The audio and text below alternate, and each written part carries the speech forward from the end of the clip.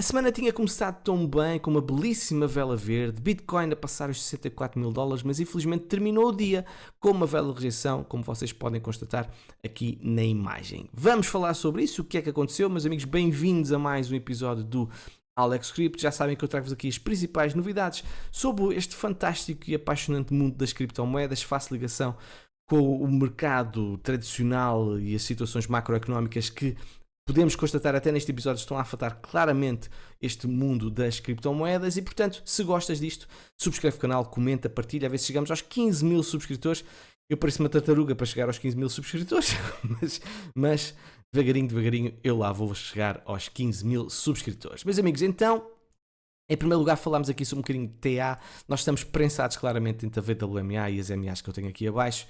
E alguém vai ceder nesta luta entre touros e ursos, alguém vai ceder. Agora, para mim, continua essencial nós conquistarmos esta VWA. Porque se a última vez, reparem bem, que nós conseguimos fazer um suporte nessa linha média, ok? Foi exatamente em outubro de 2023. E reparem bem o que é que aconteceu a subir. Nós tivemos uma subida estúpida nada, excepcional, de 160%, ok? Mas depois disso, falhámos como suporte em julho de 2024, falhámos também em agosto, fomos rejeitados também a meados de agosto, fomos rejeitados no final de...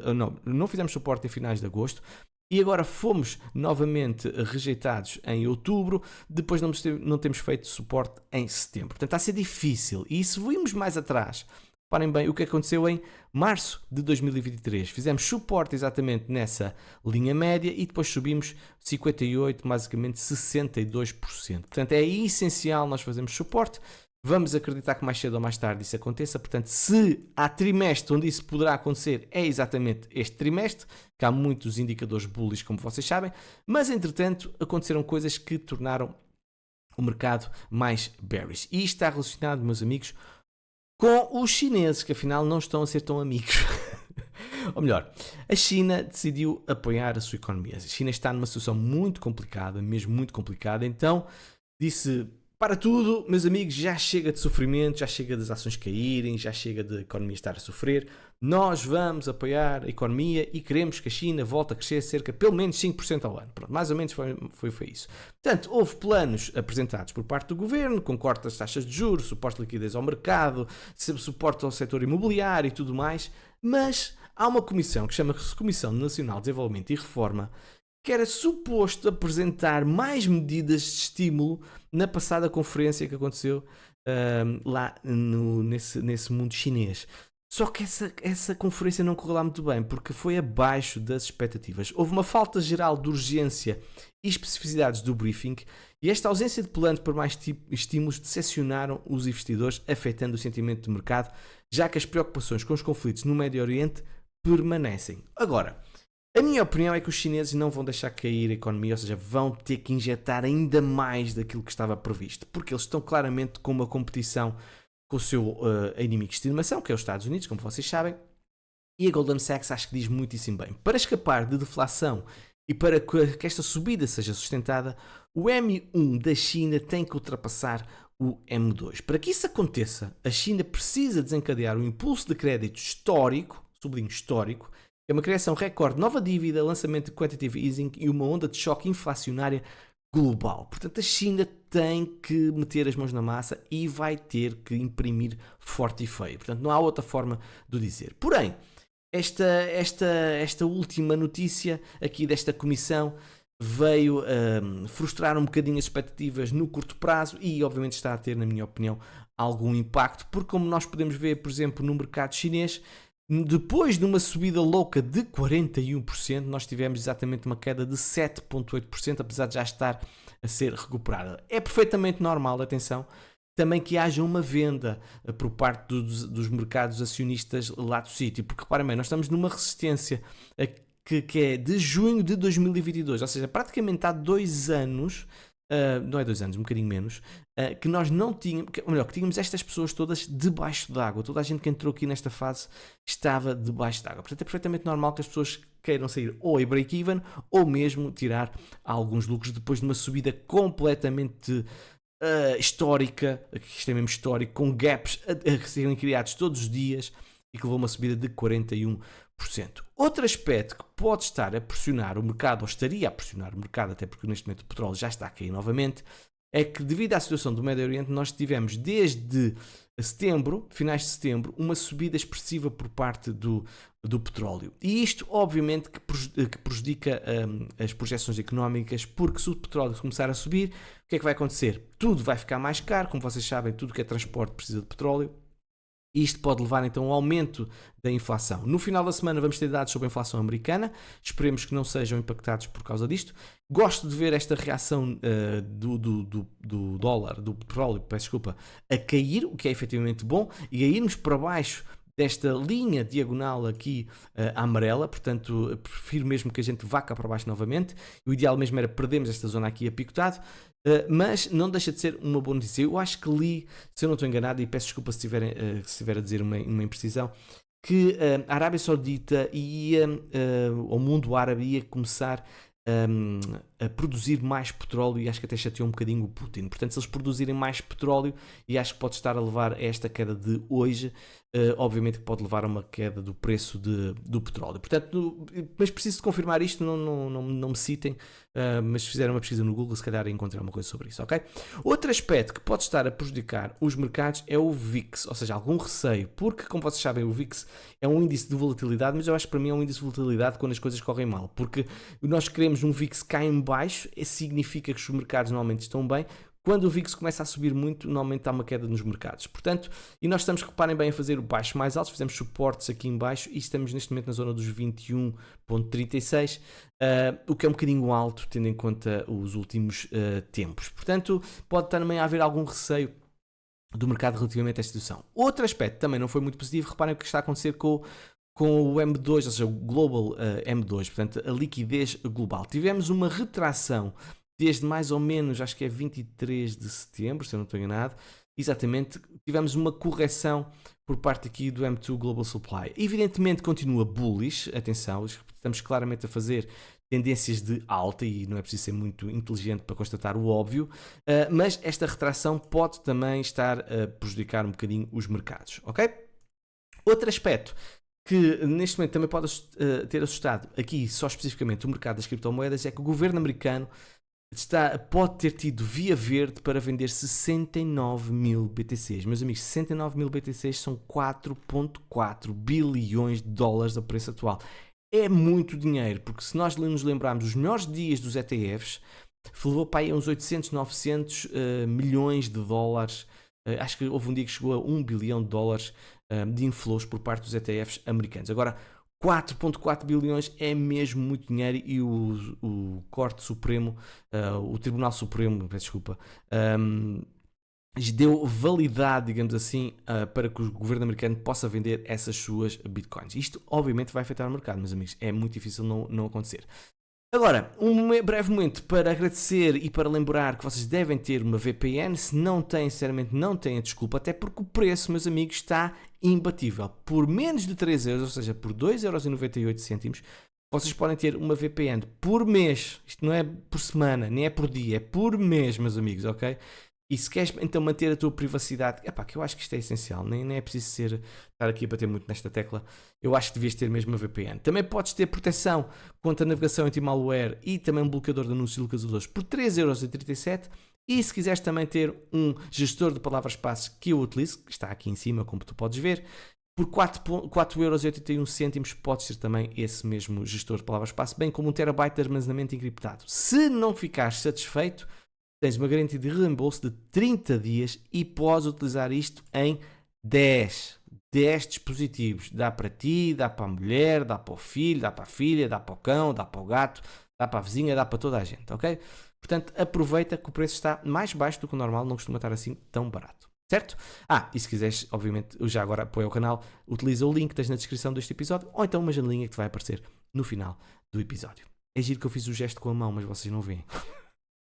Meus amigos, vamos então agora a notícias mais bullish, que é a situação de FTX. FTX então tem neste momento a aprovação do tribunal para devolver capital aos seus credores. É muito bom porque há pessoas até portuguesas que estão infelizmente ainda com o dinheiro retido por parte da FTX, bem como amigos brasileiros e de outras partes do mundo, A má notícia é que não são os tais 16 bilhões de dólares que o pessoal estava a dizer. Lembro que trouxe aqui a notícia que um dos credores tinha referido claramente que não seria essa quantia, seria cerca de 6 bilhões de dólares e cá está. Portanto, são cerca de 6,6 bilhões de dólares que vão ser distribuídos.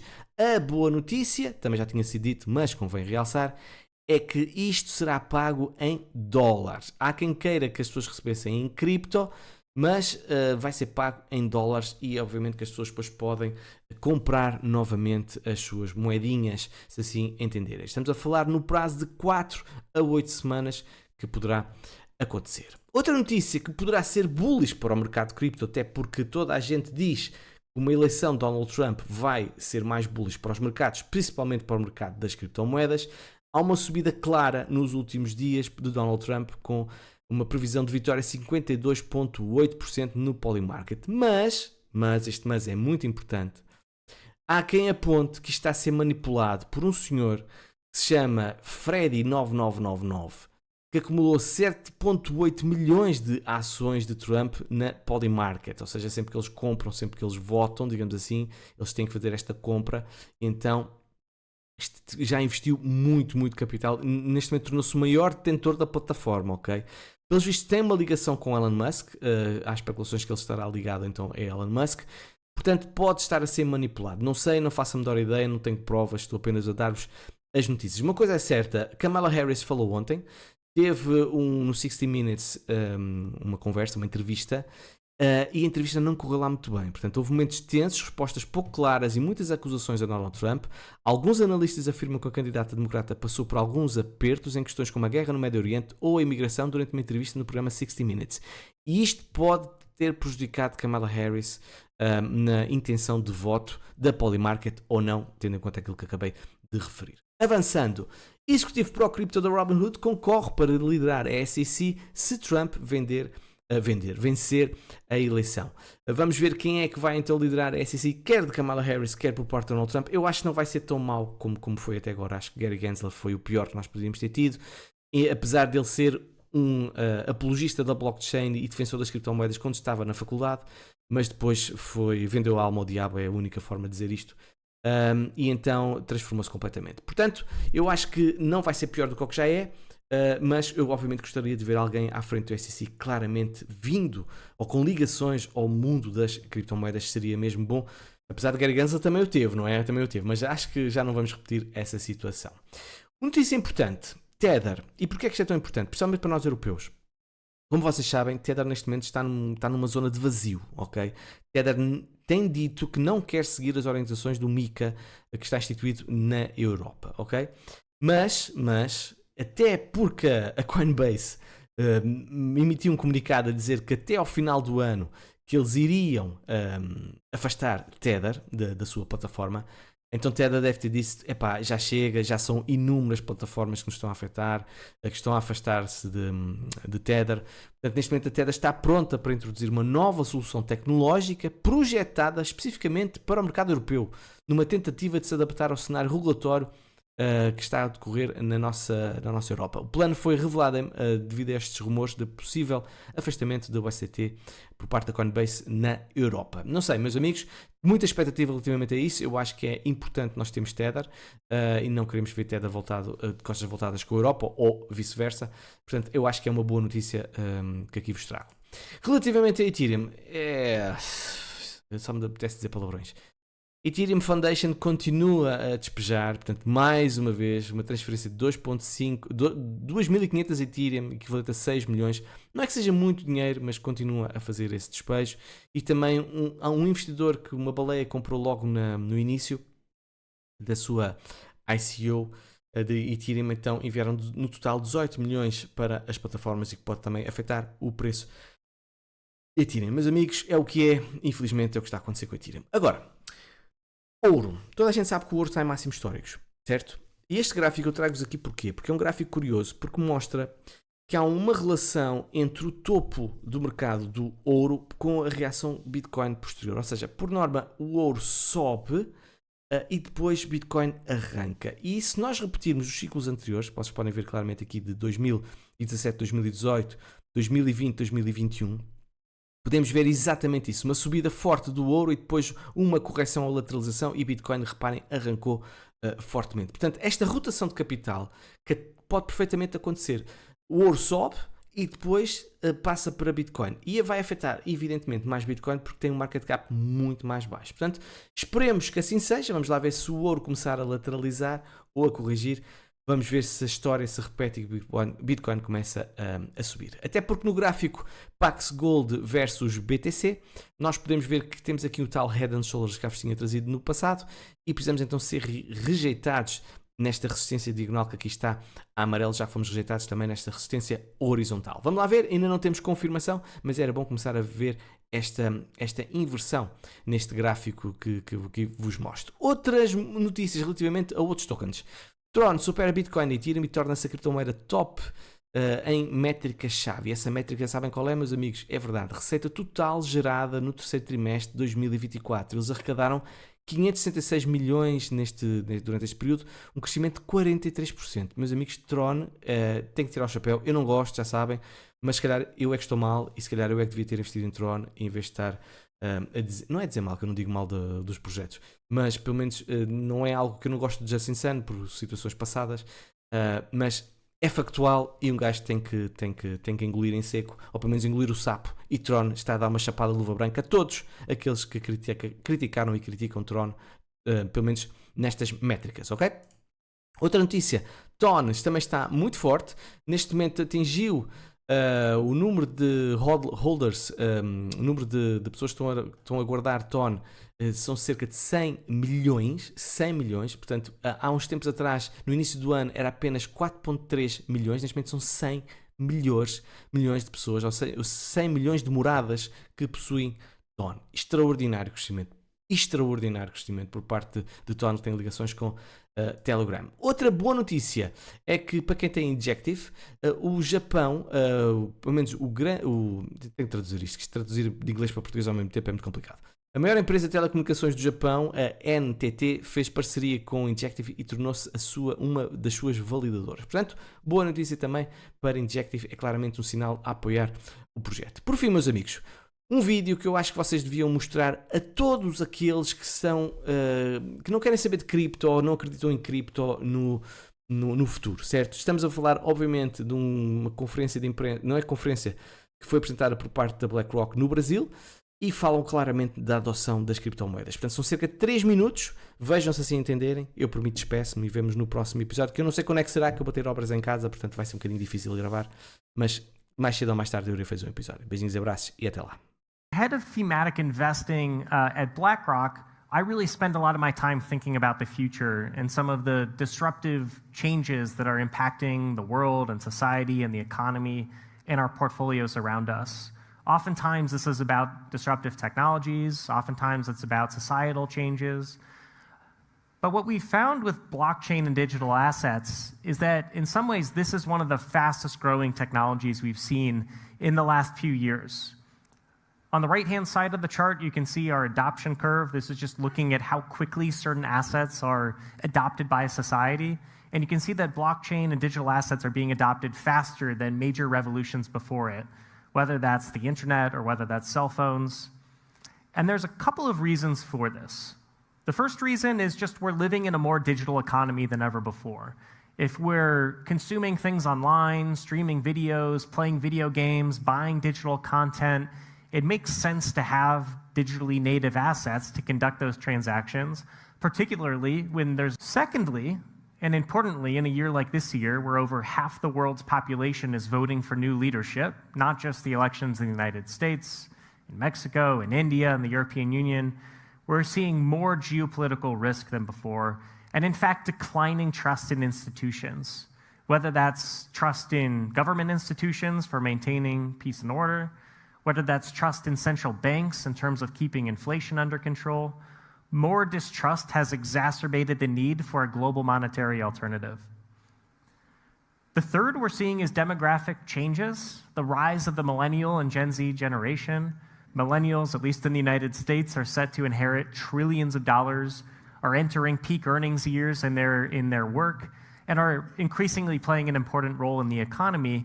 And millennials are very different from previous generations because we're the first generation to be digitally native, growing up with the internet, growing up with computers. We understand digital better than previous generations, and that means we're more likely to adopt digital currencies. And then finally, what I think has been really important to BlackRock in our journey in the digital asset space has been the maturing of the infrastructure in digital assets. We've seen billions of dollars move in venture capital and private equity into digital assets to fund incredible innovation in blockchain. We've seen the regulatory environment evolve to get more constructive around digital assets and how people can buy them. We've seen extremely talented people leave traditional finance to go into DeFi to help lead some of these innovations. And all of this infrastructure has really matured over the last 5 years. So between all of these tailwinds, it's really creating the opportunity for digital assets to gain broader adoption across more investors around the world. With that being said, we're in the early days. 2.9 trillion, it changes every day. Maybe it's slightly higher or slightly lower since we made this slide. But we could have focused thus far our efforts on 2 digital assets, the 2 largest. We feel that between these 2 assets, which represent about 75% of the market cap of the digital asset space, and have some of the most liquidity in the digital asset space, that we can really start to make headway in terms of bringing out accessible vehicles to more investors.